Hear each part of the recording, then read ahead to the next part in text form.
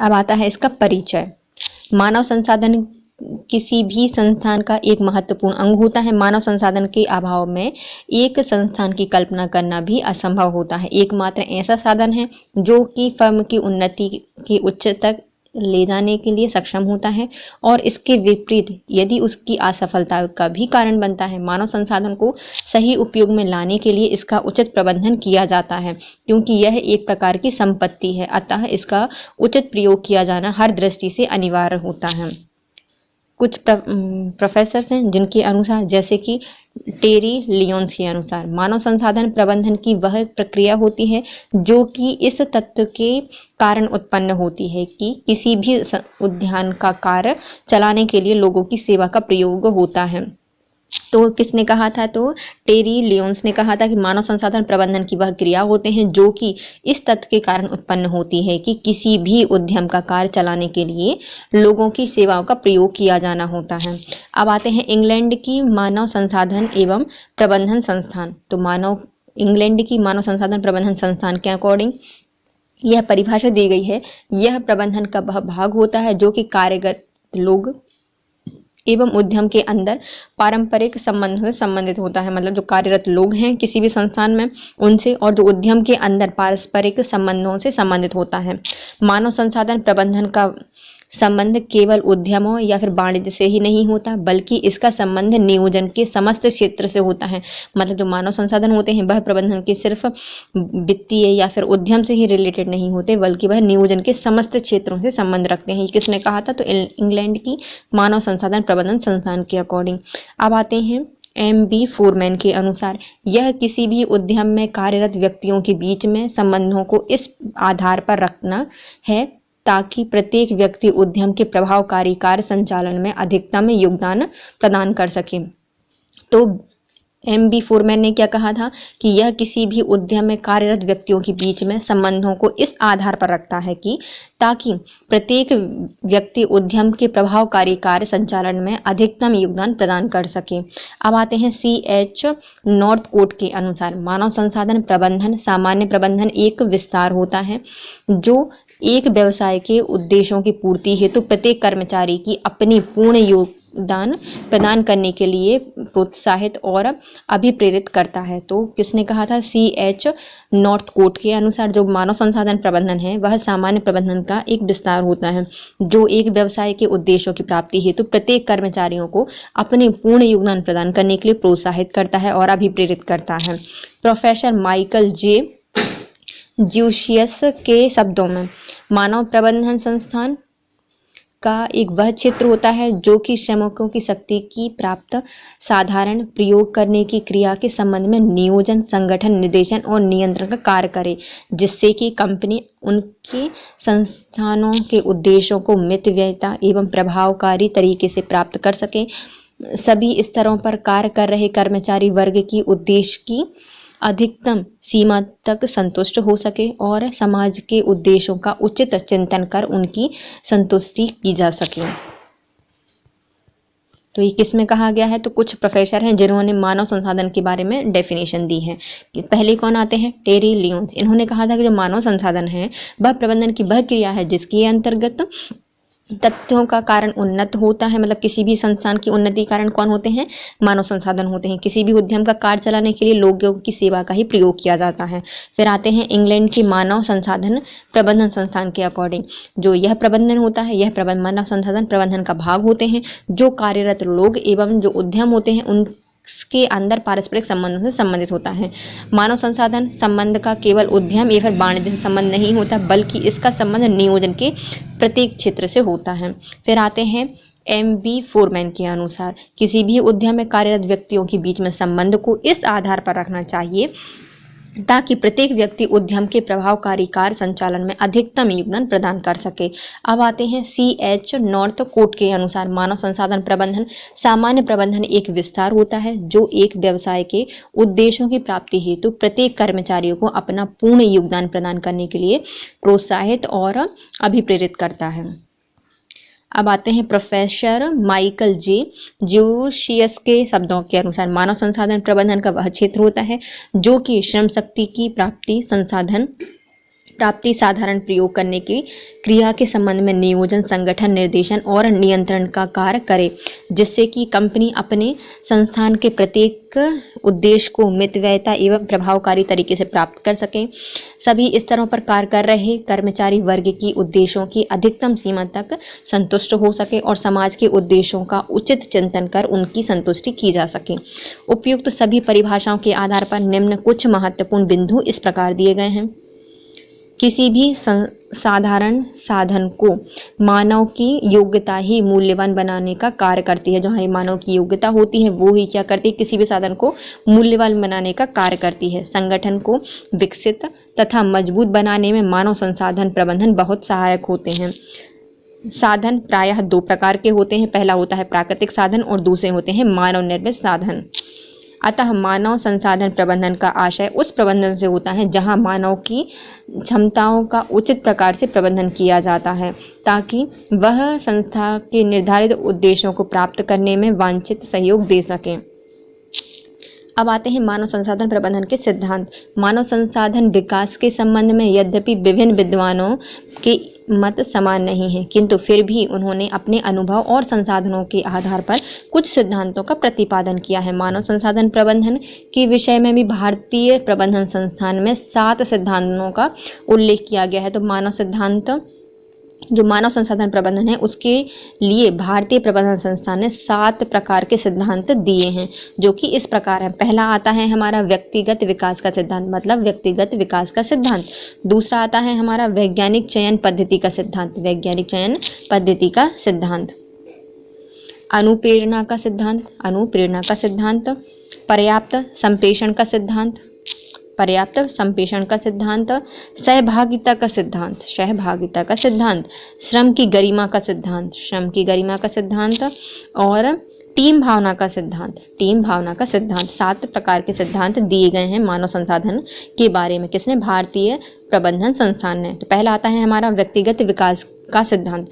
संगठन में सभी कर्मचारियों को उन्नति के समान अवसर प्राप्त होने चाहिए, ताकि वे किसी अपनी पूर्ण क्षमता अनुसार कार्य कर सके। तो सभी के लिए समान अवसर प्राप्त हो, जो व्यक्ति है वह अपनी पूर्ण क्षमता अनुसार कार्य कर सके। इस सिद्धांत के पीछे मूल भावना यह होती है कि प्रत्येक कर्मचारी के मन में यह लालसा बनी रहती है कि वह अपने कार्य क्षेत्र में कुछ विशिष्ट उपलब्धि प्राप्त करे।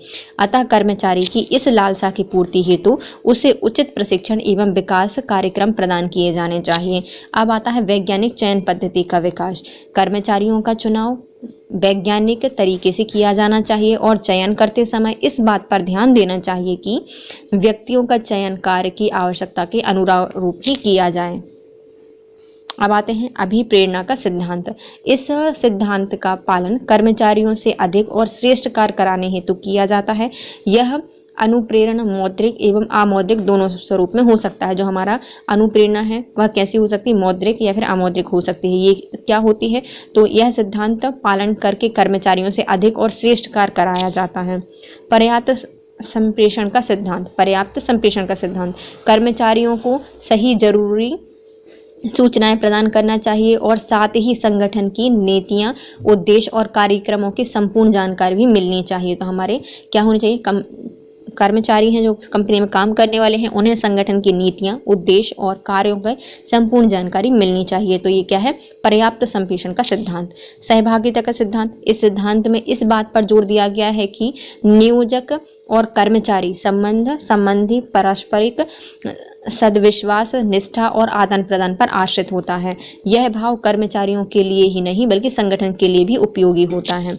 अब आती है हमारी श्रम की गरिमा का सिद्धांत। श्रमिकों के श्रम का संगठन में गरिमापूर्ण स्थान होना चाहिए। इनमें ना कोई काम उच्च प्रकृति का होता है और ना ही निम्न प्रकृति का। अतः किसी भी प्रकार के श्रम कार्य में कोई हीन भाव नहीं होना चाहिए। जो भी कार्य उत्पादक है वह भला हीन कैसे हो सकता है? तो ये क्या है? श्रम की गरिमा का सिद्धांत।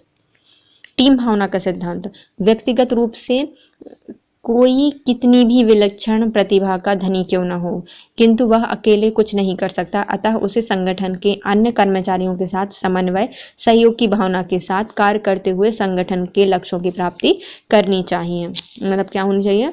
टीम की भावना होनी चाहिए। तो कितने सिद्धांत दिए गए हैं? 7। पहला आता है हमारा व्यक्तिगत विकास का सिद्धांत, दूसरा वैज्ञानिक चयन पद्धति का सिद्धांत, अभिप्रेरणा का सिद्धांत, पर्याप्त संप्रेषण का सिद्धांत, 5वां है सहभागिता का सिद्धांत, 6वां है श्रम की गरिमा का सिद्धांत और 7वां है टीम भावना का सिद्धांत। अब आते हैं मानव संसाधन प्रबंधन के उद्देश्य क्या क्या हैं। तो मानव संसाधन प्रबंधन के उद्देश्य, पहला है हमारा सांस्कृतिक उद्देश्य, दूसरा है संगठनात्मक समर्थन, तीसरा है प्रक्रियात्मक उन्नति और चौथा है व्यक्तिगत उन्नति और 5वां है संगठनात्मक लक्ष्य। ये क्या है हमारे मानव संसाधन प्रबंधन के उद्देश्य। पहला कौन सा है? सांस्कृतिक विकास। संगठन द्वारा ऐसी नीतियों का निर्माण करना चाहिए जो कर्मचारियों को मूल्यवान, प्रेरित और व्यस्त एवं महसूस कराने में सक्षम हो और यह सामाजिक उत्तरदायित्व की पूर्ति कर सके। अब आते हैं हमारे संगठनात्मक समर्थन, नियुक्तिकरण, प्रबंधन एवं प्रतिधारणा में निपुणता का ध्यान रखना, संगठन में उचित मार्गदर्शन के लिए श्रेष्ठ कौशल कर्मचारियों का चयन करना होता है। प्रक्रियात्मक उन्नति, सर्वोत्तम प्रथाओं एवं आधिकारिक नीतियों का प्राधिकरण कर उन्हें सफल बनाया जा सकता है। तो हमारी प्रक्रियात्मक उन्नति कैसे की जाती है? सर्वोत्तम प्रभाव एवं जो आधिकारिक नीतियां होती हैं उनका प्राधिकरण करके उन्हें सफल बनाए रखना होता है। अब आता है हमारी व्यक्तिगत उन्नति, कर्मचारियों की कार्यकुशलता बढ़ाने में सहयोग करना चाहिए ताकि वे अपने पेशे में उन्नति कर सकें। संगठनात्मक लक्ष्य, संस्थान के समग्र रणनीति, लक्ष्यों और मूल्यों में योगदान देना एवं व्यक्तिगत एवं संगठनात्मक लक्ष्यों के साथ साथ गठित करना होता है। अब आते हैं हमारे मानव संसाधन प्रबंधन के कार्यक्षेत्र। मानव संसाधन प्रबंधन के कार्यक्षेत्र एवं प्रबंधक के कार्यों के विषय में अलग अलग विद्वानों ने अलग अलग मत दिए हैं, जैसे जो कि इस प्रकार होते हैं।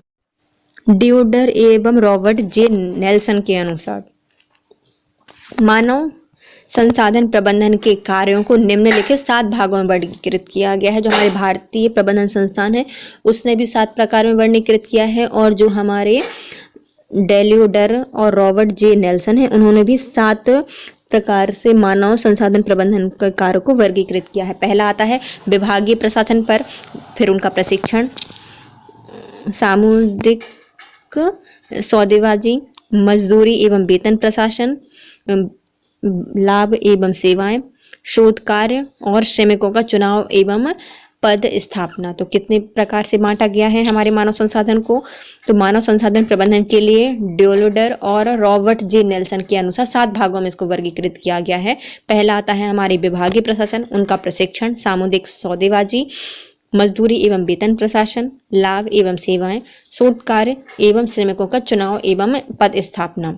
अब आते हैं स्टॉक तथा शेयर्स के अनुसार इन्होंने भी मानव प्रबंधन के कार्य क्षेत्र में निम्नलिखित विषय वस्तुओं को सम्मिलित किया है। पहला था श्रमिकों की भर्ती, चयन और उनके कार्य पर लगाना। क्या करना? पहले श्रमिकों की भर्ती करो, चयन करो और उन्हें काम में लगा दो।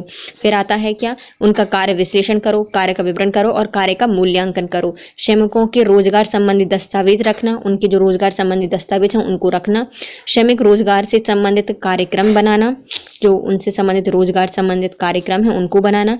शिक्षण, प्रशिक्षण एवं सेवाएं देना, जनसंपर्क कार्य करना और मानव संसाधन विधियों का निर्धारण करना। जो मानव संसाधन विधियां हैं उनका निर्धारण करना। एक इसमें आते हैं स्टॉक तथा सेल्स के द्वारा कहा गया है।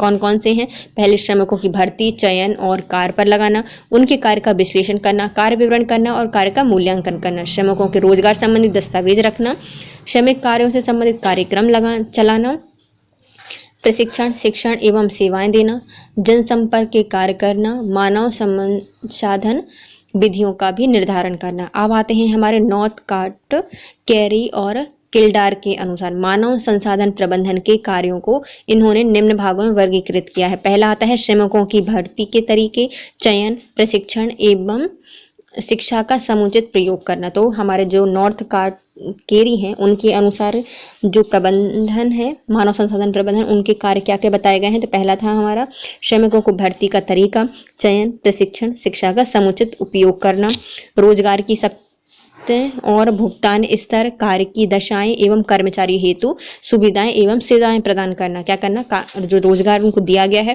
उनकी शर्तें बताना, भुगतान स्तर बताना, कार्य की दशाएं बताना और कर्मचारी हेतु सुविधा एवं सेवाएं देना।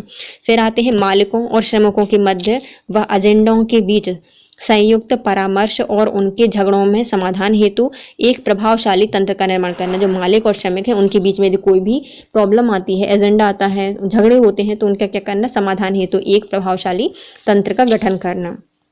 अब आते हैं हमारे मानव संसाधन प्रबंधन के कार्य क्या होते हैं। मानव संसाधन प्रबंधन का कार्य मुख्यतः इस तंत्र को इस प्रकार प्रयत्नशील बनाना होता है कि वह संस्थान के उद्देश्यों की पूर्ति करने में सहायक बने, ताकि निवेश पर अधिकतम लाभ सुनिश्चित किया जा सके। अध्ययन की दृष्टि से इनको निम्न क्षेत्रों में वर्गीकृत किया गया है। तो कैसे बांटा गया है, एक आता है प्रबंधकीय कार्य, दूसरे आते हैं परामर्श कार्य। कौन कौन से होते हैं, पहला आता है प्रबंधकीय कार्य, दूसरा आता है परामर्श कार्य, फिर आते हैं कार्यात्मक कार्य। ये सब हमारे क्या दिए गए हैं, कार्यात्मक कार्य बांटे गए हैं प्रबंधन के मानवीय प्रबंधन के कार्य। तो हमारे मानवीय प्रबंधन के कार्य कौन कौन से होते हैं, पहला होता है हमारे प्रबंधकीय कार्य। प्रबंधकीय कार्य कौन कौन से होते हैं, उनका नियोजन करना, संगठन बनाना, नियुक्ति करना, निर्देशन देना, नियंत्रण करना। 5 प्रकार के कार्य होते हैं। किसके हैं यह, प्रबंधकीय कार्य के अंतर्गत आते हैं। पहला नियोजन, दूसरा संगठन, तीसरा नियुक्ति, चौथा निर्देशन और 5वां नियंत्रण। फिर आते हैं परामर्शी कार्य। इसमें क्या होता है, मानव प्रबंधन नीति का निर्धारण में उचित प्रबंधकों की सेवा एवं सलाह प्रदान करना। जो हमारे मानव प्रबंधीय नीति निर्माण होती है उसमें क्या करना, उचित प्रबंधकों की सेवा एवं सलाह प्रदान करना। फिर आते हैं विभागीय अधिकारियों को मानवीय समस्याओं पर परामर्श एवं सेवा प्रदान करना। जो हमारे विभागीय अधिकारी होते हैं उनको मानवीय समस्याओं पर परामर्श एवं सेवा प्रदान करना। ये क्या है, परामर्श वगैरह के कार्य हैं। फिर आते हैं हमारे कार्यात्मक कार्य। इसमें क्या होता है, पहला चुनाव और नियुक्ति करना, प्रशिक्षण एवं विकास करना, मजदूरी एवं वेतन देना, औद्योगिक संबंध, सुरक्षा, शिक्षा, चिकित्सा, अनुसंधान, श्रम कल्याण एवं श्रम अधिनियम का पालन करना। तो ये सब हमारे क्या होते हैं, मानवीय प्रबंधन के सभी कार्य होते हैं। 3 स्तर में इनको बांटा गया है। पहले आते हैं प्रबंधकीय कार्य, दूसरे आते हैं परामर्शी कार्य और तीसरे आते हैं हमारे कार्यात्मक कार्य। प्रबंधन में हम क्या करते हैं, पहले तो हम उसका मैनेजमेंट करते हैं। कैसे करेंगे, नियोजन करेंगे, संगठन करेंगे, नियुक्ति करेंगे, निर्देशन देंगे और नियंत्रण करेंगे। फिर आता है हमारा परामर्श। तो हम परामर्श किस में देंगे, मानवीय प्रबंधन में, नीति निर्माण में, निर्धारण में, उच्च प्रबंधकों की सेवा एवं सलाह देना। फिर आते हैं जो विभागीय अधिकार हैं उनके जो मानवीय समस्याएं हैं उन पर परामर्श और सेवाएं देना। फिर आते हैं क्रियात्मक कार्य जो कि हमें खुद करने पड़ेंगे। तो चुनाव, नियुक्ति, प्रशिक्षण, विकास, मजदूरी, वेतन, औद्योगिक संबंध, सुरक्षा, चिकित्सा, अनुसंधान, श्रम कल्याण, श्रम अधिनियम का पालन करना। ये सब हमारे क्या आते हैं, क्रियात्मक कार्य आते हैं। अब आते हैं प्रबंधकीय कार्य। प्रबंधक का मुख्य कार्य अपने अधीनस्थों के माध्यम से पूर्ण निर्धारित उद्देश्यों की प्राप्ति करना होता है। तो प्रबंधकीय कार्य क्या होता है, प्रबंधन का मुख्य उद्देश्य, ये मुख्य कार्य क्या होता है, अधीनस्थों के माध्यम से पूर्व निर्धारित उद्देश्यों की प्राप्ति करना होता है। इस हेतु उस कई प्रकार के कार्य करने होते हैं जिसके अंतर्गत नियोजन, संगठन, नियुक्ति, निर्देशन और नियंत्रण आते हैं। अब आते हैं परामर्शी कार्य। प्रबंधन के उन कार्यों को इसमें शामिल किया जाता है जिनका संबंधकों का उच्च स्तरीय प्रबंधक एवं विभागीय उच्च अधिकारियों को परामर्श देने संबंधी होता है, जो कि कितने भागों में वर्गीकृत होता है, 2 भागों में वर्गीकृत होता है। पहला, उच्च प्रबंधकों को सलाह देना, जो उच्च प्रबंधक होते हैं उनको सलाह देना, और दूसरा होता है विभागीय कर्मचारियों को सलाह देना। तो उच्च प्रबंधकों को क्या सलाह देते हैं, यह मानवीय प्रबंधक मानवीय संसाधनों संबंधी नीति निर्माण में, क्रियाकलापों में प्रमुख प्रबंधकों को महत्वपूर्ण सलाह और विशेष सेवाएं प्रदान करते हैं। फिर आते हैं विभागीय उच्च अधिकारियों को परामर्श देना।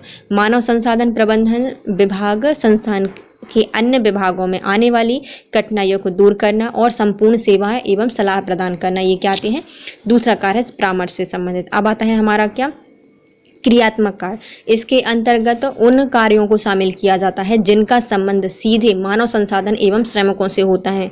तो इसका कार्यात्मक कार्य में क्या होता है, क्रियात्मक कार्य में इसके तहत इसका संबंध सीधे मानव संसाधन और श्रमिकों से होता है, जिसके अंतर्गत निम्न कार्य किए जाते हैं।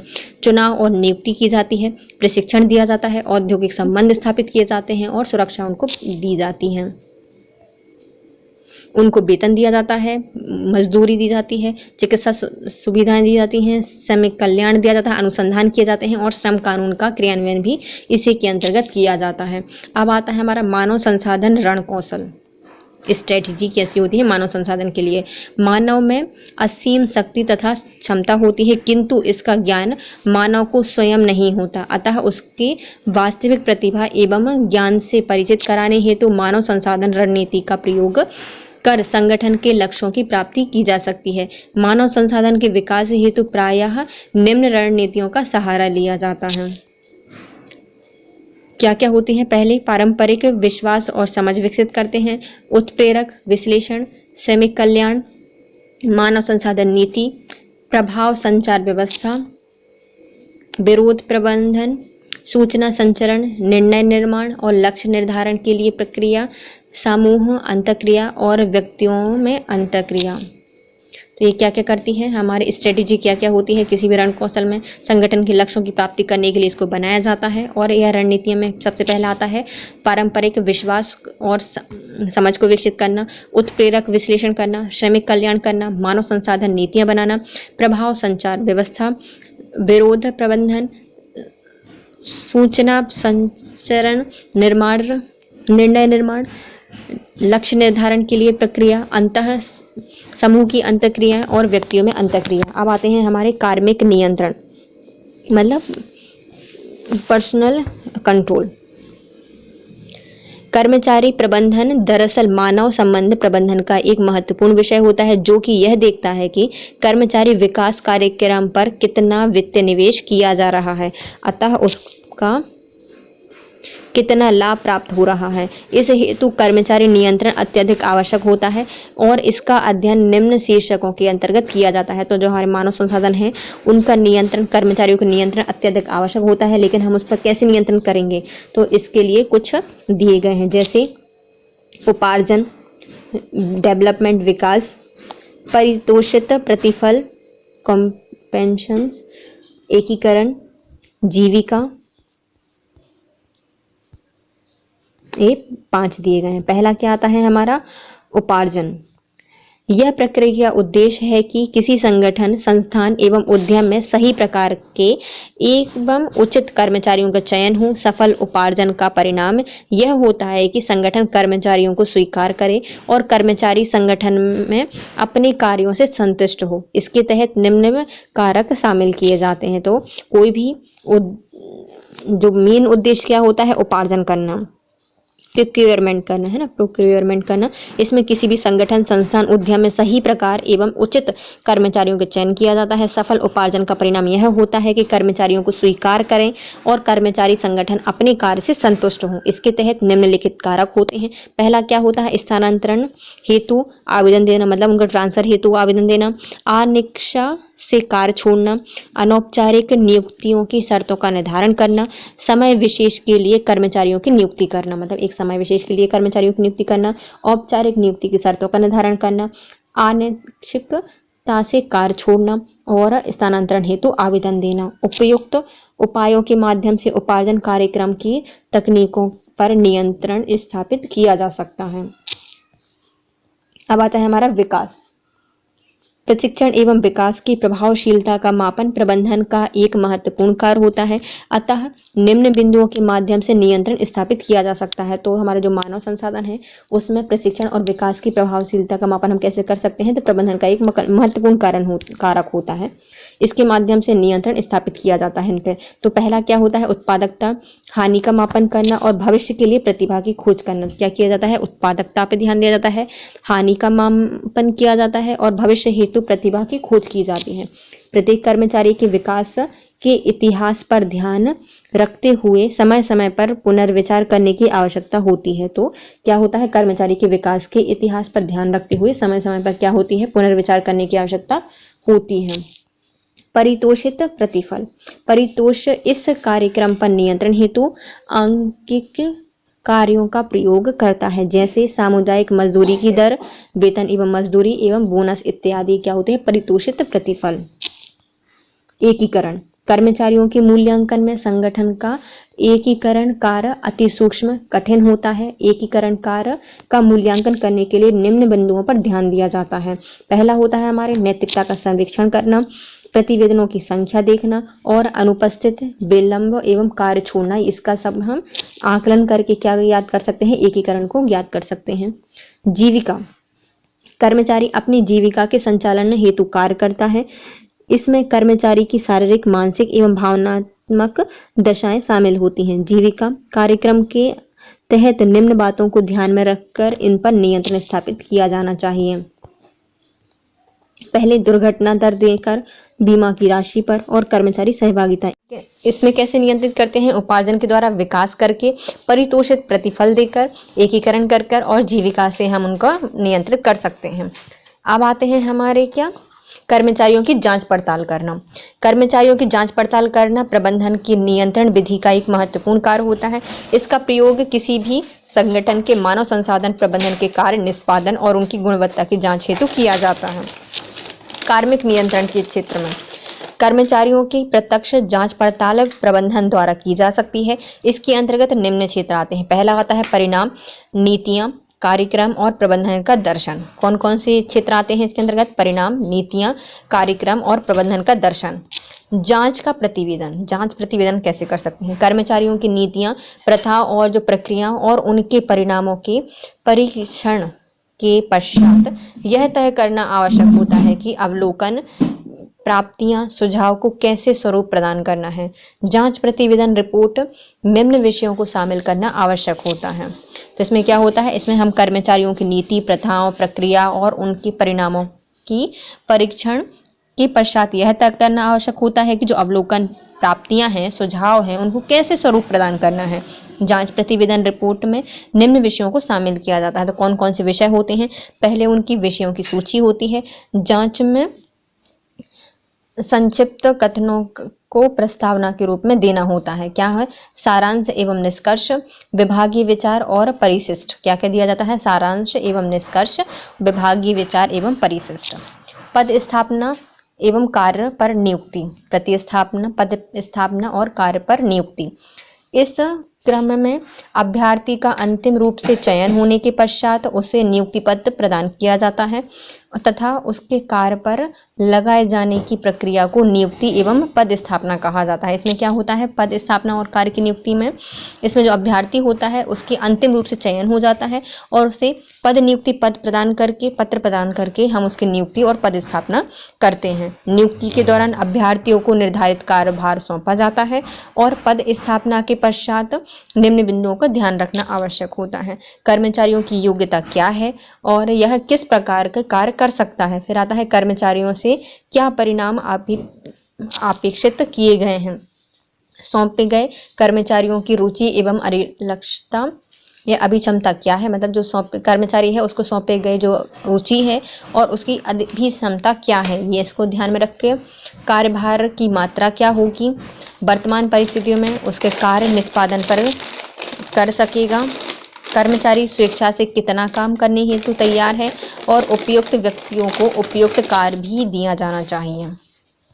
अतः उचित नियुक्ति के द्वारा ही संगठन किसी कर्मचारियों की योग्यता का संपूर्ण लाभ प्राप्त कर सकता है। तो कौन कौन से बिंदु होते हैं कि जो हमारे कर्मचारी, हमने नियुक्ति पत्र दे दिया, उसको लगा दिया, काम भी दे दिया, लेकिन हमें देखना पड़ेगा कि कर्मचारी की योग्यता क्या है और वह किस प्रकार से कार्य कर सकता है। कर्मचारियों को यह प्रेरणा अपेक्षित होती है। सौंपे गए काम के लिए रुचि एवं अभिलक्षता क्या है, कार्यभार की मात्रा क्या होनी चाहिए और वर्तमान स्थितियों में कितना कार्य निष्पादन कर सकेगा, कर्मचारी स्वेच्छा से कितना काम करने के लिए तैयार है और उपयुक्त व्यक्तियों को उपयुक्त कार्य ही दिया जाना चाहिए। अब आता है हमारा प्रशिक्षण एवं विकास, ट्रेनिंग एवं डेवलपमेंट। मानव संसाधन विकास कार्यक्रम का महत्वपूर्ण अंग प्रशिक्षण होता है, जो किसी कार्यशील संगठन में कर्मचारियों की उत्पादकता में वृद्धि करने के लिए प्रदान किया जाता है।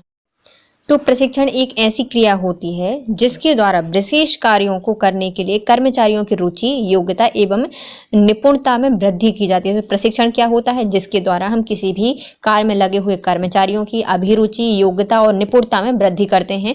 यह किसने कहा था? तो ये कहा था जूसियस ने कहा था। किसने कहा था? जूसियस के द्वारा कहा गया था कि प्रशिक्षण एक ऐसी क्रिया होती है जो कर्मचारियों की रुचि, योग्यता और निपुणता में वृद्धि कर देती है। अब आती है हमारी प्रशिक्षण की विधियां क्या क्या होती हैं। तो किसी भी कर्मचारियों को उनकी कार्यकुशलता में वृद्धि करनी है तो विभिन्न प्रकार के प्रशिक्षण दिए जाना चाहिए। जो कौन कौन से होते हैं? प्रशिक्षण की सामान्य प्रणालियां, प्रबंधन अधिकारियों का प्रशिक्षण दिया जाना और पर्यवेक्षण का प्रशिक्षण दिया जाना। क्या क्या दिया जा सकते हैं? पहला हो जाएगा उनको प्रशिक्षण की सामान्य प्रणालियां कि हम उनको कैसे प्रशिक्षण दे सकते हैं। तो कार्य पर प्रशिक्षण दे सकते हैं कि मतलब जो कार्य कर रहा है उससे कार्य से पृथक प्रशिक्षण दे सकते हैं, मतलब हम कार्य से अलग उनको प्रशिक्षण दे रहे हैं। शिक्षार्थी एवं जो अपेंडिक्स प्रशिक्षण दे सकते हैं कि कैसे दे सकते हैं शिक्षार्थी में, और या फिर अपेंडिक्स प्रशिक्षण दिया जा सकता है, संयुक्त प्रशिक्षण दे सकते हैं और प्रशिक्षण केंद्रों में भी प्रशिक्षण उनको दिया जा सकता है। अब आता है हमारा प्रबंध अधिकारियों का प्रशिक्षण। कार्य पर प्रशिक्षण देकर हम क्या कर सकते हैं? प्रबंधन अधिकारियों का प्रशिक्षण कर सकते हैं और कार्य से पृथक करके भी हम प्रबंध अधिकारियों का प्रशिक्षण कर सकते हैं।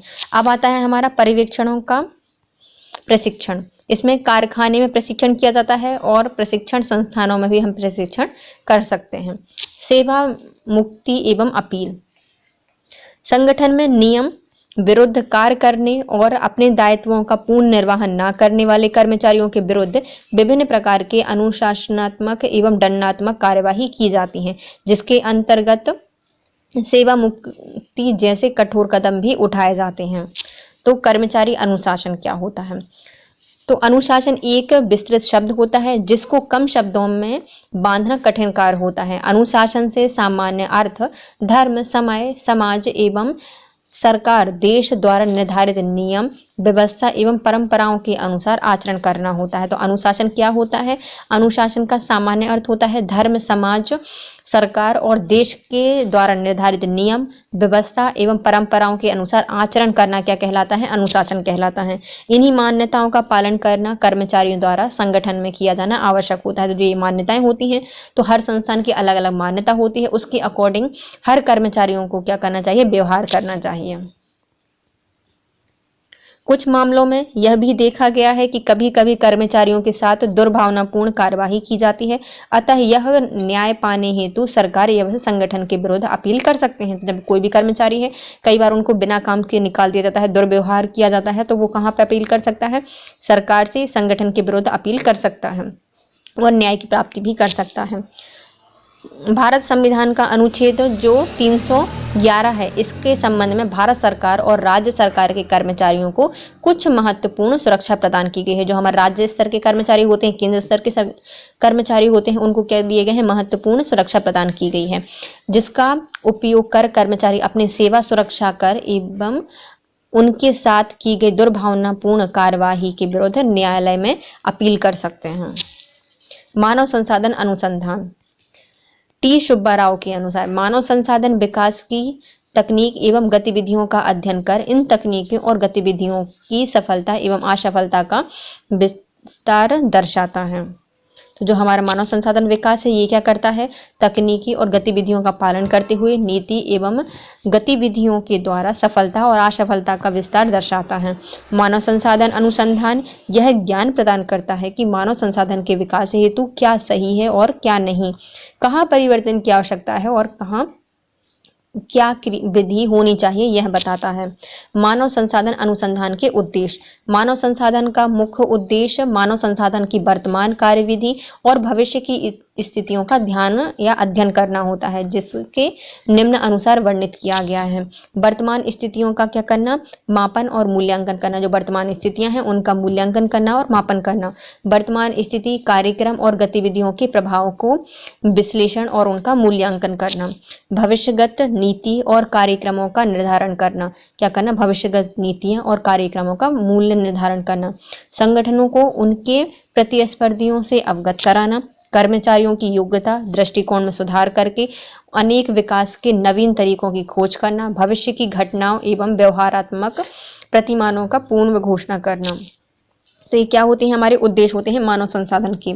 मानव संसाधन का पहला उद्देश्य क्या है कि जो वर्तमान स्थितियां हैं उनका मूल्यांकन और करना और मापन करना। वर्तमान नीति, कार्यक्रम, गतिविधियों के प्रभाव का विश्लेषण करना और मूल्यांकन करना।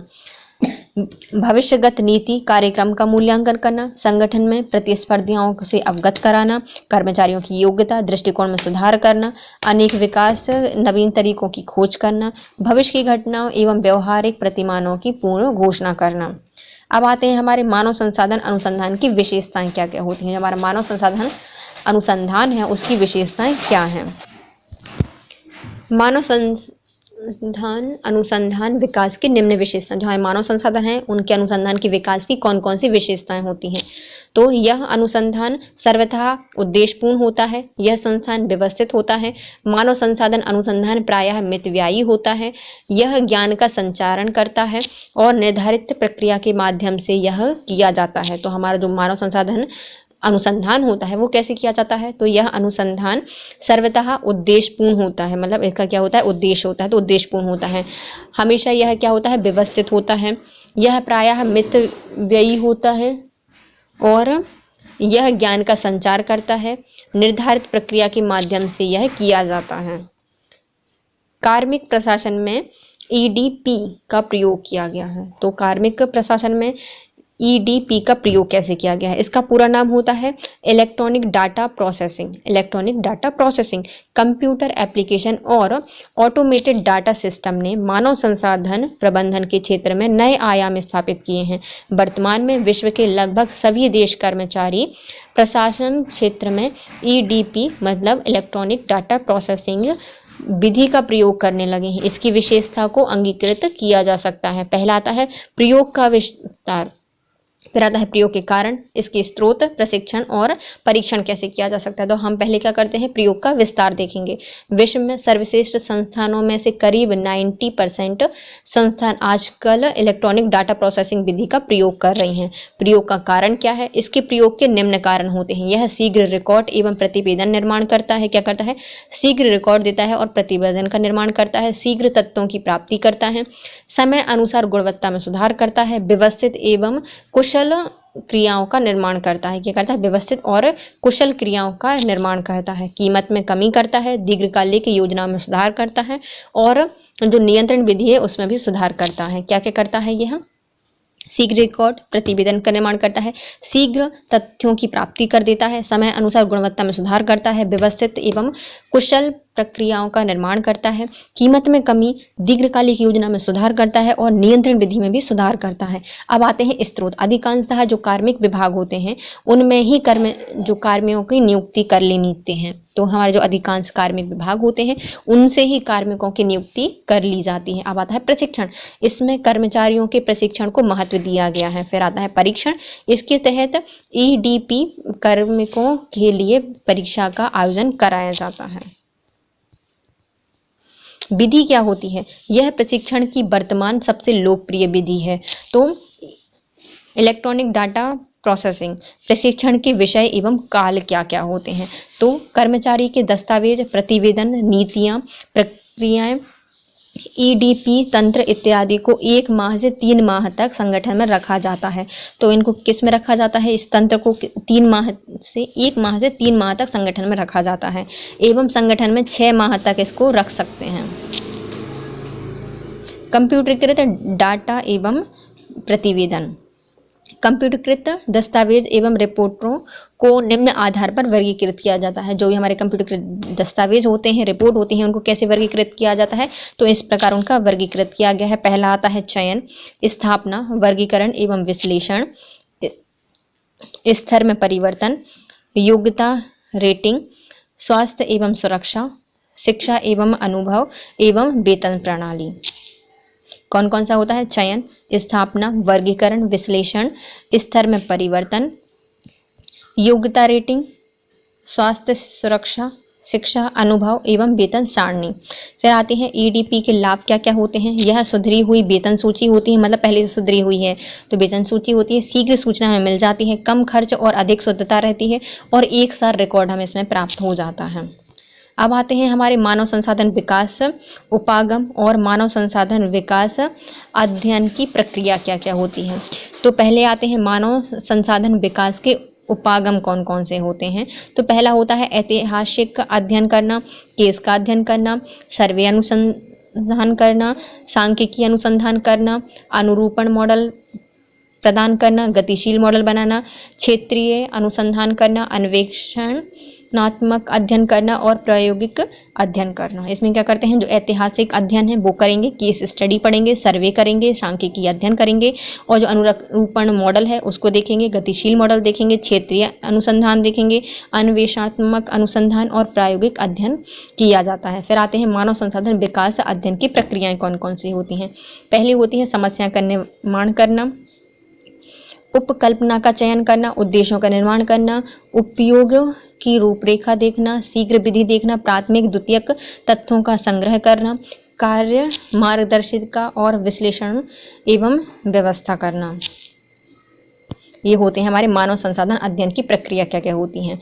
यह कैसे देखते हैं, मानव संसाधन विकास का अध्ययन कैसे किया जाता है। समस्याओं का अध्ययन करते हैं, उपकल्पना का चयन किया जाता है, उद्देश्यों का निर्णय मतलब उद्देश्यों का निर्माण, प्रयोग की रूपरेखा, शोध विधि, प्राथमिक द्वितीयक तथ्यों का संग्रह, कार्य मार्गदर्शिका, विश्लेषण और व्याख्या।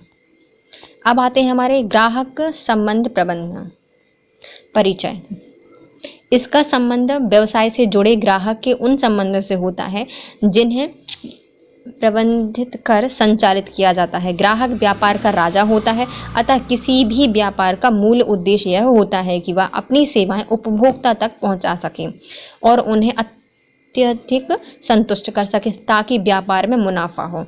अब आता है हमारा ग्राहक संतुष्ट होगा तो क्या होगा, मुनाफे में वृद्धि होगी। इस प्रबंधन के अंतर्गत ग्राहक सेवा में सुधार करना होता है, ग्राहकों की संतुष्टि को बढ़ाना होता है और सेवाओं से उन्हें जोड़े रखना होता है और इसके महत्वपूर्ण ये कार्य होते हैं। ग्राहक संबंध प्रबंधन की अवधारणा, यह concept of consumer relationship management, यह CRM प्रथाओं, रणनीति और प्रौद्योगिकी का एक ऐसा संयोजन होता है जो व्यापार में ग्राहकों से बातचीत करने एवं जानकारियों का प्रबंधन करने से लेकर उनका विश्लेषण करने तक सहयोग प्रदान करता है। ये क्या करता है, व्यापार में ग्राहकों की बातचीत से लेकर जानकारी का प्रबंधन करने से लेकर उनका विश्लेषण तक सहयोग प्रदान करता है। अब आते हैं हमारे पॉल ग्रीनबर्ग के कथानुसार CRM दार्शनिक एवं व्यापारिक नीति है जो यह व्यापार वातावरण में मानव संपर्क सुधारने के लिए बनाए गए एक सिस्टम और तकनीकी द्वारा सहयोग दिया जाता है। यह व्यापारिक उपायों भी जारी रखता है जो ग्राहक संपर्क की गतिशील सतत नीतियों की मांग रहता है। अरे देखो, पॉल ग्रीनबर्ग ने क्या कहा था कि जो हमारा कंज्यूमर रिलेशनशिप मैनेजमेंट है वो क्या है, यह दार्शनिक और एक व्यापारिक नीति है जो एक व्यापार वातावरण में मानव संबंध को सुधारने के लिए बनाए जाते हैं। जो हमारे मानव से संबंध होते हैं, संपर्क होता है, उसको सुधारने के लिए इसको बनाया जाता है। यह एक सिस्टम और तकनीक द्वारा सहयोग दिया जाता है। यह एक व्यापारिक उद्देश्यों भी जारी करता है, मतलब हमारे जो व्यापारिक उपाय हैं उनको कैसे जारी किया जाता है वो जारी करता है, जो ग्राहक संपर्क की गतिशील सतत नीतियों की मांग करता है। अब आते हैं हमारे वेस्ट स्कॉट हॉर्नस्टेन के मतानुसार CRM एक नीतिगत प्रोडक्ट के रूप में कस्टमर केयर देता है जिनमें अधिक प्रसन्न ग्राहक बनने का मापन किया जाता है और फोकस किया जाता है जो लंबे समय तक बने रहते हैं और अधिक खरीदते हैं। तो इसमें क्या देखा जाता है, वीट स्टॉक हॉर्नस्टेन के मतानुसार जो हमारा कंज्यूमर रिलेशनशिप मैनेजमेंट होता है ये हमें नीतिगत प्रोडक्ट के रूप में इसको कस्टमर केयर देता है जिससे अधिक प्रसन्न होकर बनने की मापन किया जाता है। मतलब जो हमारा ग्राहक है वह कैसे अधिक प्रसन्न होगा उस पर फोकस किया जाता है, जो लंबे समय तक आपके ग्राहक बने रहेंगे और आपसे ज़्यादा सामान खरीदेंगे। तो पहले हमारे कंज्यूमर को पता होना चाहिए, उसको पसंद होना चाहिए, आप पर ट्रस्ट हो, एक बार ट्राई करें, बाय करें, रिपीट करें और रेफर करें। तो फ्लिप कॉर्टनर के अनुसार ग्राहक संबंध प्रबंधन व्यक्तिगत ग्राहक और सभी ग्राहक टच पॉइंट के बारे में विस्तृत जानकारी को ध्यान में प्रबंधित करने की प्रक्रिया होती है ताकि ग्राहकों की वफादारी को अधिकतम किया जा सके। इसमें क्या किया जाता है, टच पॉइंट के बारे में विस्तृत जानकारी देता है, जो कि क्या करता है, ग्राहकों को वफादारी की अधिकतम किया जा सकता है। किसने कहा था, फिलिप कॉटनर के अनुसार। देखो 3 प्रमुख विशेषज्ञ आए हैं। पहले आए हैं पॉल ग्रीनवर्ग। इन्होंने कहा था कि जो हमारा कंज्यूमर रिलेशनशिप मैनेजमेंट है वो क्या है, एक सिस्टम है जिसमें यह बताया जाता है कि जो व्यापारिक उपाय है वह जारी करता है और ग्राहकों के संपर्क की गतिशीलता सतत नीतियों की मांग करता है। फिर आते हैं हमारे वीट स्कॉट हॉर्न स्टीन। इन्होंने कहा था कि जो हमारा कस्टमर रिलेशनशिप मैनेजमेंट है इसके अंतर्गत कस्टमर को केयर दी जाती है और इस पर फोकस किया जाता है कि वह लंबे समय तक आपके संपर्क में बने रहें और आपसे ज़्यादा सामान खरीदें। फिर आते हैं फिलिप कॉटनर के अनुसार। इन्होंने कहा था कि जो हमारे ग्राहक संबंध प्रबंधन है इसमें इन्होंने सभी ग्राहक के लिए टच पॉइंट के बारे में विस्तृत जानकारी दी थी ताकि जो ग्राहक है वह वफादार और अधिकतम हो सके, जो वफादारी है वह ज़्यादा बनी रहे। अब आते हैं हमारे उपयुक्त सभी परिभाषाओं से CRM का अभिप्राय ग्राहकों की आवश्यकताओं को ध्यान में रखते हुए सेवाएं प्रदान करना और उपभोक्ता निष्ठा को बनाए रखना होता है। कंज्यूमर रिलेशनशिप मैनेजमेंट ग्राहक संबंध प्रबंधन निम्न 3 शब्दों से मिलकर बना होता है। पहला होता है ग्राहक, मतलब कंज्यूमर। ग्राहक सबसे व्यापार का महत्वपूर्ण अंग होता है। तो हमारा जो ग्राहक होता है वह क्या होता है, वह व्यापार का एक महत्वपूर्ण अंग होता है तथा इसकी संतुष्टि ही संगठन की सफलता होती है, क्योंकि प्रत्येक संगठन ग्राहक पर ही निर्भर होता है। जो वस्तुओं और सेवाओं का उपभोग को संतुष्ट नहीं कर पाती, ऐसी वस्तुओं और सेवाओं का बाजार में कोई मूल्य नहीं होता। ग्राहक वह इकाई होती है जो किसी वस्तु सेवा के लिए एक निश्चित राशि का भुगतान करता है, इसलिए उसे उत्पाद और सुविधाओं को चुनने का मौलिक अधिकार होता है। फिर आता है संबंध। संबंध का अभिप्राय यह व्यापार एवं ग्राहकों के बीच आपसी व्यवहार से होता है।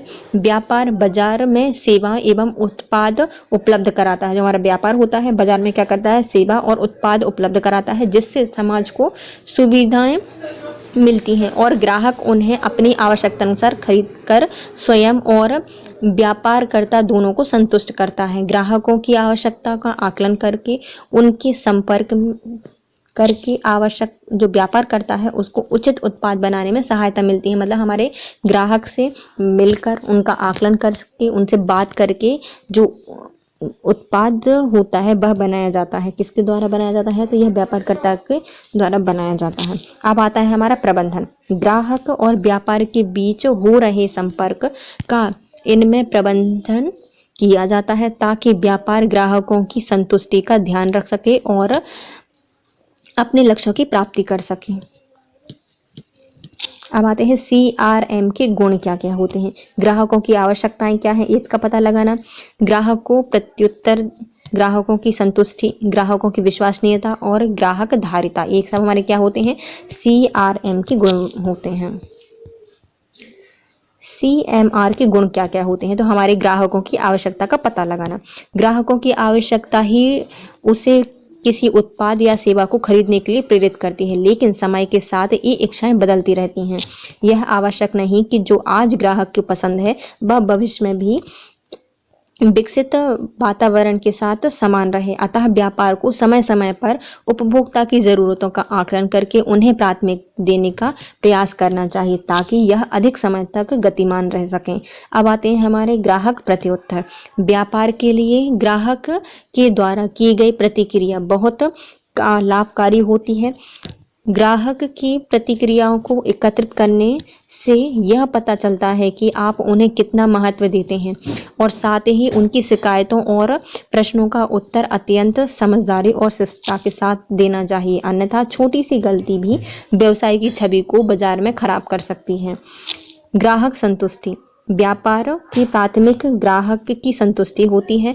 विपणन की प्रक्रिया में इसका प्रायः इस्तेमाल किया जाता है, जो कि CRM का एक भाग होता है। इसका कार्य यह होता है कि कौन से उत्पाद और कौन सी सेवाएं कंपनी द्वारा दी जा रही हैं और उनके कितने प्रतिशत मनुष्य संतुष्ट हो रहे हैं।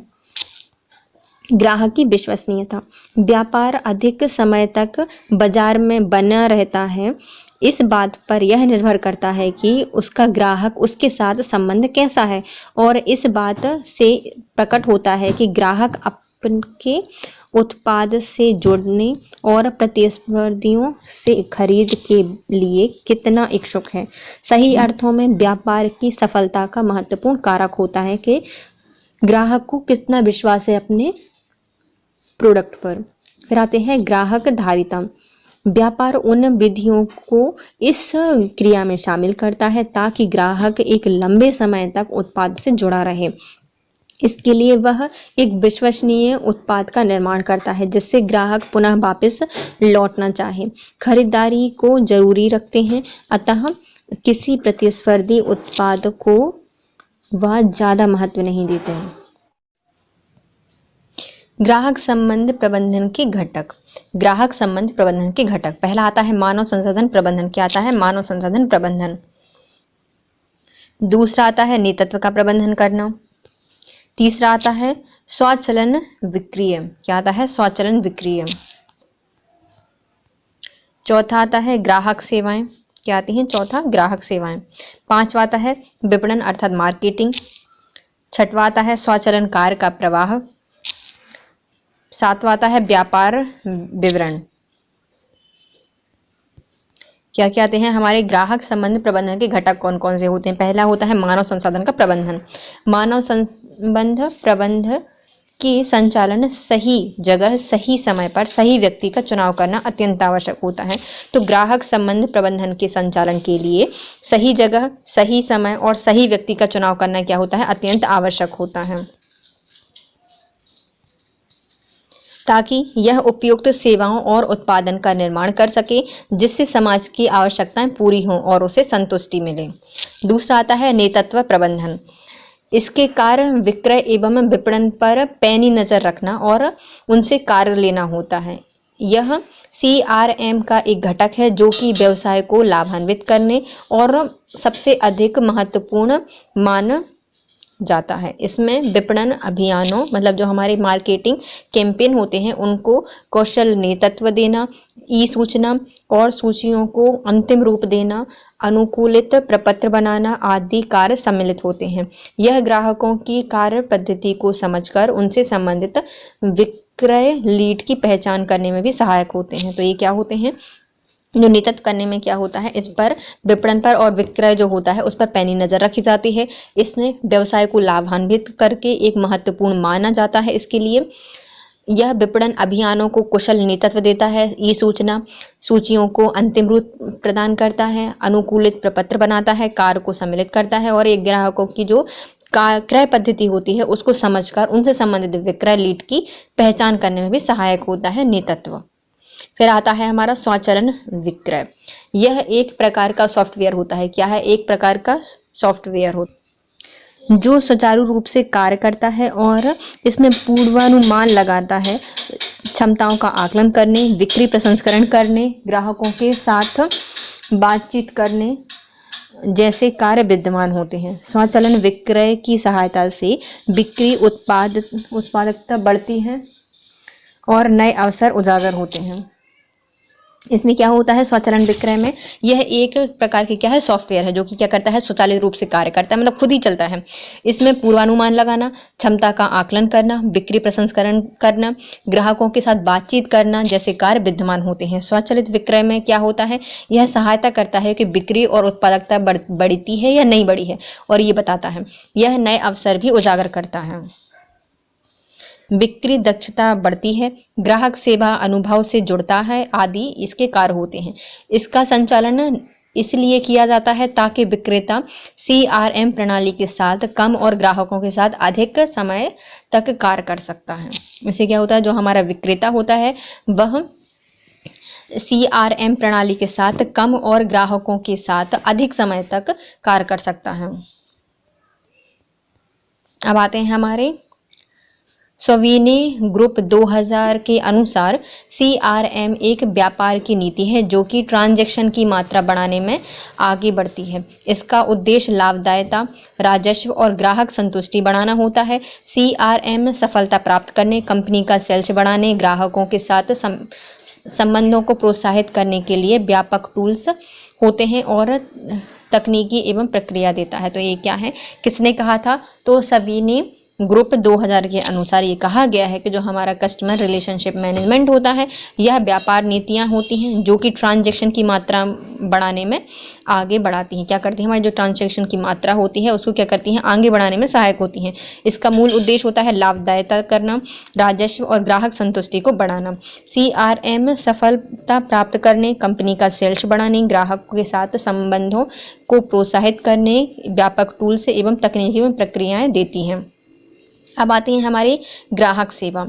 व्यापार के सभी विभागों में बिक्री, विपणन और उत्पादन ग्राहकों की आवश्यकता के साथ उनकी शिकायतों के बारे में भी समझ विकसित कर उचित कदम उठाना महत्वपूर्ण होता है। जैसे कि CRM ग्राहकों की जानकारी से ज़्यादा उनके क्रय पद्धति पर ध्यान देता है और वह कार्य आसान हो जाता है। तो ग्राहक सेवा में क्या होता है? कस्टमर सर्विस में व्यापार के सभी विभाग में बिक्री, विपणन और उत्पादन ग्राहकों की आवश्यकता के साथ होते हैं, शिकायतों के बारे में समझ विकसित कर उचित कदम उठाते हैं, जिससे कि क्या होता है? CRM ग्राहकों की जानकारी से ज़्यादा क्रय पद्धति पर ध्यान केंद्रित कर सकते हैं और लाभ कमाना आसान होता है। अब आता है हमारा विपणन। इसमें कंपनी के द्वारा बनाए गए उत्पाद को विज्ञापन द्वारा बढ़ावा देने की प्रक्रिया होती है। हमारे विपणन या मार्केटिंग में क्या किया जाता है? उत्पादों के विज्ञापन द्वारा बढ़ावा दिया जाता है। इसमें संगठन कई प्रकार की रणनीतियों का उपयोग करता है। विपणन में लोगों के एक विशेष समूह को लक्षित करके उनकी विशेषताएं, आवश्यकताएं और इच्छाओं को ध्यान में रखते हुए व्यापक प्रचार किया जाता है। स्वचालन कार्य प्रवाह, यह कम लागत में सभी प्रक्रियाओं को सुव्यवस्थित ढंग से चलाने के लिए प्रयोग किया जाता है। इसमें एक ही कार्य को बार बार करने की प्रवृत्ति कर मतलब एक ही काम को बार बार करने की प्रवृत्ति पर रोक लगाई जाती है। किसमें? स्वचालन कार्य प्रवाह में। यह क्या होता है? एक व्यवस्थित ढंग होता है जिसमें कार्य करने को बार बार की जो प्रवृत्ति होती है उसको रोका जाता है। इसमें समय, ऊर्जा और लागत तीनों बचती हैं। इससे समय बचता है, ऊर्जा और लागत तीनों बचती हैं। कागजी कार्यवाही और प्रपत्र भरना जैसी प्रक्रियाओं को समाप्त कर समय की हानि से संगठन को बचाने का उद्देश्य क्या है? स्वचालन कार्य प्रवाह। अब आती है हमारे व्यापार विपणन, मतलब हमारी बिजनेस की रिपोर्टिंग करना।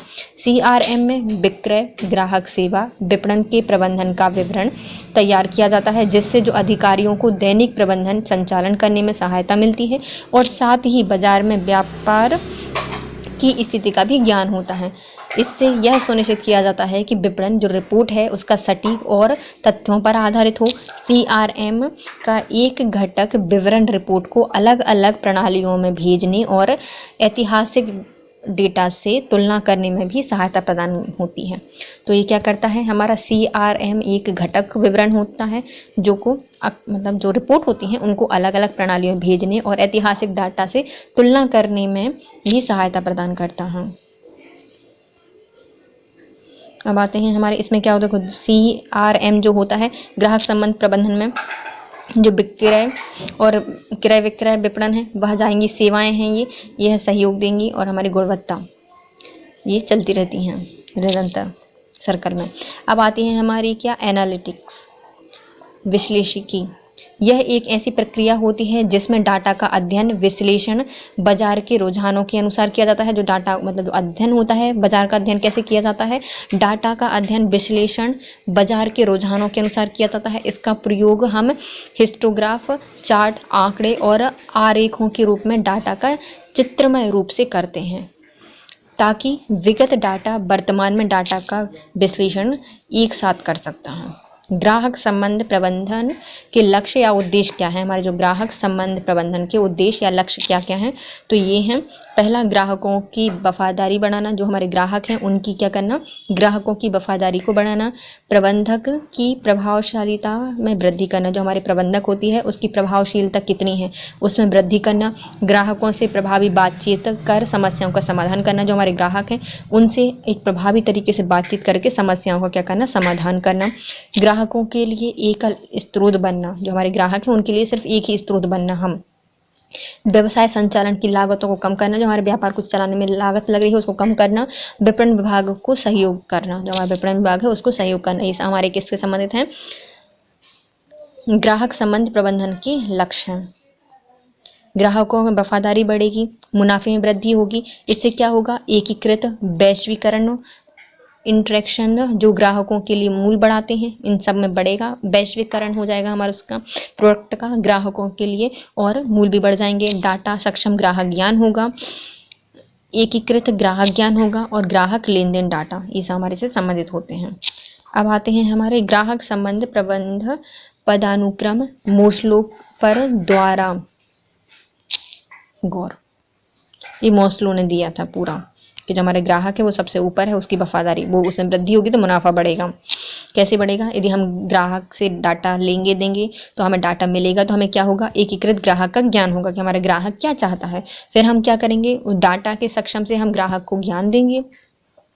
फिर एकीकृत एवं वैश्विक इंजेक्शन होगा। फिर ग्राहकों के लिए क्या बन जाएंगे, मूल्य बढ़ जाते हैं। जैसे हमारा मतलब जैसे ग्राहक को चाहिए था, जो चाहिए था वो हम दे देंगे उनको, तो क्या बढ़ जाएंगे, हमारे प्रोडक्ट के मूल्य बढ़ जाएंगे। फिर इससे क्या हो जाएगा, ग्राहक वफादार बढ़ जाएंगे, और इससे वृद्धि होगी और मुनाफे में वृद्धि होगी। ये किसने दिया था, मास्लो के द्वारा दिया गया था। अब आते हैं हमारे क्या, ये CRM के लाभ क्या क्या होते हैं। ग्राहक आधार को लक्षित करता है, क्या करता है, ग्राहक के आधार को लक्षित करता है। निर्धारित लक्ष्यों पर उससे आकलन करता है। ग्राहक संबंधित जानकारी एक जगह संगठित होती है। ग्राहक के प्रति वफादारी बढ़ाना, टीम के बीच में सहयोग बढ़ाना, कार्यों के बीच में सहयोग बढ़ाना, कार्यों को स्वचालित करना, ग्राहकों की संतुष्टि बढ़ाना, विक्रय विपणन, टीमों के प्रदर्शन में दृश्यता लाना, सरलता से वैश्वीकरण प्रदान करना, और कंपनियों का पैमाना मापना। ये सब इसके अंतर्गत आते हैं। अब आते हैं हमारे इससे रिलेटेड प्रश्न। पहला क्या है, ह्यूमन रिसोर्स मैनेजमेंट का संबंध संगठन में डैश से होता है। जो हमारा मानव संसाधन प्रबंधन होता है उसका संबंध किससे होता है हमारे संगठन में, तो इसका संबंध है लोगों के संबंध से। मानव संसाधन प्रबंधन वह क्रिया होती है जो इस तथ्य के कारण उत्पन्न होती है कि किसी भी उद्यम का कार्य चलाने के लिए लोगों की सेवाओं का उपयोग करना होता है। यह कथन किसके द्वारा दिया गया है, मानव संसाधन के बारे में दिया गया है। तो मानव संसाधन प्रबंधन क्या होती है, यह एक ऐसी प्रक्रिया है जो इस तत्व के कारण को उत्पन्न करती है कि किसी भी उद्यम का कार्य चलाने के लिए लोगों की सेवाओं का प्रयोग करना होता है। तो ये किसने दिया था, तो ये कहा गया है टेरी लियोन्स के द्वारा। किसने कहा है, टेरी लियोन्स के द्वारा कहा गया है। नियोक्ताओं की कर्मचारी संलग्नता में रुचि क्यों होती है, जो हमारे नियोक्ता होते हैं उनकी कर्मचारी संलग्नता में रुचि क्यों होती है, क्योंकि इनमें उच्च मतलब जो दक्षता होती है बढ़ाने के लिए, उनकी दक्षता को बढ़ाने के लिए जो नियोक्ता होते हैं वह कर्मचारी संलग्नता में रुचि रखते हैं। स्वस्थ मानव संसाधन मैनेजमेंट अभ्यास संगठन की मदद कर सकता है। जो हमारा स्वस्थ HRM है वह कैसे हमारे संगठन की मदद कर सकता है, तो वह मौलिक संबंधों को बनाए रखने के लिए हमारे संगठन की मदद कर सकता है। क्या कर सकता है, मौलिक संबंधों को बनाए रखने के लिए। डैश को शीर्ष स्तर की नौकरी के लिए पदोन्नत नहीं किया जा सकता, तो किसको शीर्ष स्तर की नौकरी के लिए पदोन्नत नहीं किया जा सकता, जो हमारे गैर संभावित कर्मचारी हैं उनके लिए शीर्ष स्तर की नौकरी के लिए पदोन्नत नहीं किया जा सकता। HR द्वारा औद्योगिक विकास में वृद्धि होने पर वह भी उत्तेजित होते हैं। तो हमारे HR द्वारा औद्योगिक विकास में वृद्धि करने पर क्या उत्तेजित होते हैं, तो ये होते हैं हमारे व्यवस्था को उत्तेजित करते हैं। काम करने की स्थिति गतिविधियों से संबंधित होती है। जो कार्य करने की स्थिति गतिविधियां होती हैं वह किससे संबंधित होती हैं, तो ये संबंधित होती हैं हमारे स्वास्थ्य सुरक्षा और कल्याण सेवा से। जो कार्य करने की स्थिति गतिविधियां होती हैं वह हमारे स्वास्थ्य सुरक्षा और कल्याण सेवाओं से संबंधित होती हैं। HRM का दायरा शुरू होता है, तो जो हमारे ह्यूमन रिसोर्स मैनेजमेंट है उसका दायरा कहाँ से शुरू होता है, तो ये दायरा स्टार्ट होता है हमारा जनशक्ति की जरूरत से। जनशक्ति की जरूरत से यह दायरा शुरू होता है। कोई संगठन देश में मानव संसाधन की डैश किसी के HRM कार्य को प्रभावित करता है, तो कोई भी संगठन है वह देश के मानव संसाधन की डैश को किसी HRM द्वारा प्रभावित होता है या कार्यों को प्रभावित करता है। तो कौन करता है, तो ये करता है ढांचा। तो कोई भी संगठन में देश में मानव संसाधन है वह ढांचे के HRM कार्य को प्रभावित करता है। मानव संसाधन प्रबंधन की प्रक्रिया होती है, जो हमारी मानव संसाधन की प्रबंधन की प्रक्रिया होती है यह कैसी प्रक्रिया है, तो ये इसमें भर्ती और चयन किया जाता है, प्रशिक्षण और विकास किया जाता है, कार्यबल का उपयोग किया जाता है। उपयोग सभी हमारे मानव संसाधन प्रबंधन की कार्यविधि के अंतर्गत आते हैं। कर्मचारियों का चुनाव डैश तरीके से किया जाता है। जो हमारे कर्मचारी होते हैं उनका चयन कैसे किया जाता है, तो उनका चयन किया जाता है आध्यात्मिक तरीके से। कैसे किया जाता है? आध्यात्मिक तरीके से किया जाता है। निम्नलिखित में से कौन सा सामान्य रूप से मानव संसाधन विभाग द्वारा किया जाना जाने वाला कार्य है? तो कौन सा सामान्य रूप से मानव संसाधन विभाग के द्वारा किया जाने वाला कार्य है, जो सामान्यतः किसके द्वारा किया जाता है? भर्ती और चयन की जाती है, नियोजन किया जाता है और अंकेक्षण किया जाता है, लेखांकन किया जाता है। तो ये सब कार्य किसके द्वारा किए जाते हैं? मानव संसाधन विभाग के द्वारा की जाती है। भर्ती, चयन, नियोजन और लेखांकन उपरोक्त सभी। मानव संसाधन प्रबंधन की निर्देशक की भूमिका क्या होती है? जो हमारे मानव संसाधन प्रबंधन होता है उसका निर्देशक की भूमिका क्या होती है? तो ये क्या करता है? प्रशासन की भूमिका होती है। मानव संसाधन की आवश्यकताओं के लिए परिप्रेक्ष्य क्या है? तो मानव संसाधन की आवश्यकताओं के लिए जो परिप्रेक्ष्य है वह है संभावित और कुशल कर्मचारियों को बढ़ावा देना। तो मानव संसाधन की आवश्यकताओं के लिए परिप्रेक्ष्य क्या है? संभावित एवं कुशल कर्मचारियों को बढ़ावा देना। HRM क्या है? तो HRM एक प्रकार का है आत्मनिर्भर। क्या है? HRM आत्मनिर्भर होता है। हर संगठन के लिए बड़ी समस्या क्या होती है? तो हर संगठन में सबसे बड़ी समस्या होती है पदोन्नति और स्थानांतरण करना। हर समस्या की सबसे बड़ी समस्या है पदोन्नति और स्थानांतरण करना। HRD विकसित करता है, जो हमारा ह्यूमन रिसोर्स डेवलपमेंट है वह किसको विकसित करता है? तो ये विकसित करता है कार्यकारी विकास को। किसको करता है? कार्यकारी विकास को विकास करता है। अब आता है HRD किस कार्य से संबंधित होता है? तो जो ह्यूमन रिसोर्स डेवलपमेंट होते हैं इसका संबंध होता है परामर्श देने से, प्रशिक्षण देने से और कैरियर विकास करने में। उपयोग सभी के लिए यह कार्य करता है। ग्राहक संबंध प्रबंध पदानुक्रम के अनुसार मॉस्लो द्वारा ग्राहक संबंध को कितने भागों में बांटा गया है? तो ग्राहक संबंध प्रबंधन पदानुक्रम के अनुसार मॉस्लो द्वारा ग्राहक संबंध को कितने भागों में बांटा गया है? तो मॉस्लो के द्वारा बांटा गया है इनको 5 भागों में। कितने भागों में बांटा गया है? 5 भागों में बांटा गया है। कर्मचारी प्रशिक्षण किस हेतु आवश्यक होते हैं? जो हमारे कर्मचारियों के लिए प्रशिक्षण दिया जाता है वह क्यों आवश्यक होता है? तो उनकी नौकरी के लिए आवश्यक होता है। कर्मचारियों को उचित अध्ययन की आवश्यकता होती है। क्यों? तो हमारे जो कर्मचारी होते हैं उनके लिए उचित अध्ययन की आवश्यकता होती है उनके प्रशिक्षण और विकास के लिए। किसके लिए? उसके प्रशिक्षण और विकास के लिए।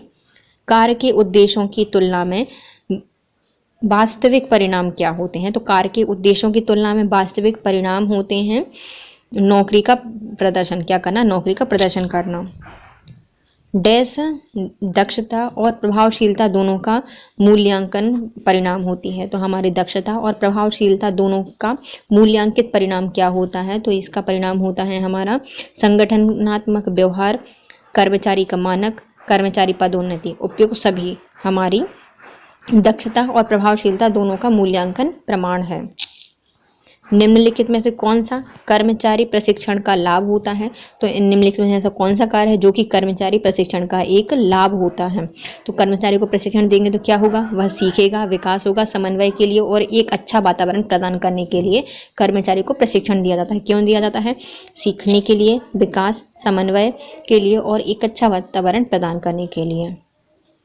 प्रदर्शन मूल्यांकन कर्मचारियों को प्रतिक्रिया, मान्यता और क्या प्रदान करके उन्हें अभिप्रेरित करने के लिए डिजाइन किया जाता है। प्रदर्शन मूल्यांकन कर्मचारियों को अब प्रतिक्रिया, मान्यता और क्या प्रदान करके उन्हें अभिप्रेरित किया जा सकता है। तो उन्हें क्या उनको अभिप्रेरित करना है तो हम कैसे कर सकते हैं? उनकी प्रशंसा करके हम उनके लिए अभिप्रेरित कर सकते हैं। प्रशिक्षण कर्मचारियों की डैश में वृद्धि करता है। जो हमारा प्रशिक्षण होता है वह किसी भी कर्मचारियों में उनके कौशल को बढ़ाता है और उनकी कमाई शक्ति में भी वृद्धि करता है। डैश कर्मचारियों को बढ़ने में मदद करने के लिए डिजाइन किया गया और सीखने के अवसरों को संदर्भित करता है। तो डैश कर्मचारियों को बढ़ने में मदद करने के लिए और डिजाइन किया गया है और सीखने के अवसरों को संदर्भित करने के लिए डिजाइन किया जाता है। तो उसे क्या कहा जाता है? उसे कहा जाता है हमारा प्रशिक्षण एवं विकास, जो कि हमारे कर्मचारियों को कुछ सिखाने के लिए होता है। प्रशिक्षकों को उनके प्रदर्शन के बारे में जानकारी प्रदान करने की प्रक्रिया क्या कहलाती है? जो हमारे प्रशिक्षक होते हैं उनको उनके प्रदर्शन के बारे में जानकारी प्रदान करना क्या कहलाता है? तो ये कहलाता है प्रतिक्रिया। क्या कहलाती है? प्रतिक्रिया। निम्नलिखित में से कौन कर्मचारियों को उनकी दक्षता में सुधार करने में सहायक होता है? जो हमारा कोई भी कर्मचारी है उनकी दक्षता में हम सुधार कैसे कर सकते हैं, और उनकी दक्षता में सुधार करने के लिए कौशल विकास और प्रशिक्षण दिया जाता है। क्या किया जाता है? कौशल विकास एवं प्रशिक्षण। प्रदर्शन मूल्यांकन कर्मचारी के डैश को संदर्भित करता है? तो प्रदर्शन मूल्यांकन कर्मचारियों के किसको संदर्भित करता है? तो ये करता है मूल्यांकन को संदर्भित करता है। CRM का तात्पर्य क्या है? तो कंज्यूमर रिलेशनशिप मैनेजमेंट या फिर customer relation management, consumer relationship management. कौन सा CRM का गुण नहीं होता? तो जो कंज्यूमर रिलेशनशिप मैनेजमेंट होता है उसका कौन सा गुण नहीं होता? तो ग्राहक की सुरक्षा नहीं करता, बल्कि ग्राहक को संतुष्ट करता है, उनकी आवश्यकताओं का ध्यान रखता है और उनकी विश्वसनीयता को बढ़ाता है। CRM के गुण होते हैं ग्राहक की डैश पर आधारित। तो जो CRM के गुण किस पर होते हैं? जो हमारा ग्राहक होता है उसकी विश्वसनीयता पर आधारित, उसकी धारिता पर आधारित और उसकी संतुष्टि पर आधारित, सभी पर आधारित होते हैं। सूचियों को अंतिम रूप देना किस घटक में सम्मिलित किया जाता है? जो हमारी सूचियां होती हैं उनको अंतिम रूप प्रदान करना किसके अंतर्गत आता है? तो वह आता है नेतृत्व प्रबंधन के अंतर्गत। किसके अंतर्गत? नेतृत्व प्रबंधन के अंतर्गत। ग्राहकों को संतुष्ट किया जा सकता है, जो हमारे ग्राहक होते हैं, कंज्यूमर होते हैं, उनको कैसे संतुष्ट किया जा सकता है? या फिर यह संतुष्ट किया जा सकता है, यह आंशिक सत्य है। क्या है ये? आंशिक सत्य है। तो ग्राहक संबंध प्रबंधन पदानुक्रम मॉस्लो रिविजिट द्वारा है वो दिया गया है। तो जो हमारे ग्राहक संबंध के प्रबंधन के पदानुक्रम में मॉस्लो का जो रिविजिट था उन्होंने क्या कहा था? उन्होंने कहा था कि हमारा ग्राहक की वफादारी में वृद्धि होगी तो भी मुनाफा क्या होगा? बढ़ेगा। ग्राहक की वफादारी में वृद्धि होगी तो मुनाफा बढ़ेगा। कार्य प्रवाह संचालन का अर्थ क्या होता है? तो कार्य प्रवाह संचालन का अर्थ होता है कम लागत में प्रतिक्रियाओं का संचालन करना। तो कार्य प्रवाह संचालन का अर्थ क्या होता है? कम लागत में प्रतिक्रियाओं का संचालन करना। ग्राहक संबंध प्रबंधन व्यक्तिगत ग्राहक और सभी ग्राहक टच पॉइंट के बारे में विशिष्ट जानकारी को ध्यान में प्रतिबंधित करने की प्रक्रिया होती है ताकि ग्राहकों की वफादारी को अग्रिम तक किया जा सके। यह कथन किसके द्वारा दिया गया था? मतलब हमारे ग्राहक संबंध के प्रबंधन में व्यक्तिगत ग्राहक और सभी ग्राहक टच पॉइंट के बारे में विशिष्ट जानकारी को ध्यान में प्रतिबंधित करने की प्रक्रिया होती है ताकि ग्राहक की वफादारी को अधिकतम किया जा सके। यह कथन किसके द्वारा दिया गया था? तो यह कथन दिया था हमारे फिलिप कोटलर के द्वारा। किसने? फिलिप कोटलर के द्वारा दिया गया था। डैश प्रक्रिया में डाटा का अध्ययन किया जाता है। तो किसमें हमारे डेटा का अध्ययन किया जाता है? तो हमारा जो विश्लिष्ट है उसमें हम डेटा का अध्ययन करते हैं। CRM का उद्देश्य क्या होता है? जो हमारा कंज्यूमर रिलेशनशिप मैनेजमेंट होता है उसका उद्देश्य क्या होता है? तो उसका उद्देश्य होता है व्यवसाय संचालन की लागतों में कमी करना, ग्राहकों की वफादारी को बढ़ाना और विपणन विभाग में सहयोग करता है। तो उपयोग सभी में करता है। किसमें करता है? यह व्यवसाय संचालन की लागतों में कमी करता है, ग्राहकों की वफादारी को बढ़ाता है और विपणन विभाग में सहायता करता है। इसके साथ हमारा आज का वीडियो होता है कंप्लीट गाइज। यदि आपको वीडियो थोड़ा सा भी यूजफुल लगा है तो प्लीज़ गाइज पहले चैनल को सब्सक्राइब करें, वीडियो को लाइक करें, कमेंट करें और अपने प्यारे प्यारे फ्रेंड के साथ शेयर करें। Thank you so much guys. Have a nice day.